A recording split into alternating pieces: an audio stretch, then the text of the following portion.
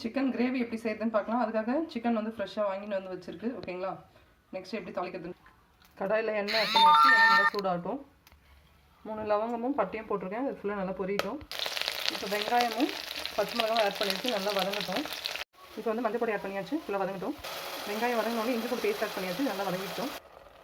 தக்காளியில் தனியாக போட்டு அரைச்சி இப்போ மிக்ஸ் பண்ணியாச்சு. இதிலே வந்து நம்ம இப்போ உப்பு ஆட் பண்ணிக்கலாம். உப்பு போட்ட உடனே தக்காளி டக்குன்னு வதங்கிடும். நெக்ஸ்ட்டு மிளகாத்தூள் ஆட் பண்ணியாச்சுங்க. நல்லா மிக்ஸ் பண்ணி வதங்கட்டும். இப்போ நல்லா எண்ணெய் பிரிஞ்சு வருது. இப்போ வந்து சிக்கன் ஆட் பண்ணிக்கலாம். இப்போ நல்லா சிக்கன் போட்டு நல்லா கிளறியாச்சு. கலர் பார்த்தீங்கன்னா ரொம்ப நல்லா வந்திருக்கு.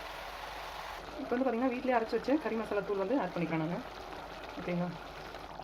அவ்வளோதாங்க, சிக்கன் கிரேவி ரெடிங்க. எண்ணெய் பிரிஞ்சு வந்துருச்சா? இந்த இதனுடைய ஃபுல் வீடியோவை நான் டிஸ்கிரிப்ஷனில் கொடுக்குறேன். தேவைன்றவங்க அங்கே போய் பாருங்கள். ஓகேங்களா. இந்த வீடியோ பிடிச்சிருந்தா மறக்காம லைக் பண்ணுங்கள், ஷேர் பண்ணுங்கள், சப்ஸ்கிரைப் பண்ணுங்கள். தேங்க்யூ. அவ்வளோதாங்க, சிக்கன் கிரேவி தாங்க வச்சுருக்கேன் தோசைக்கு.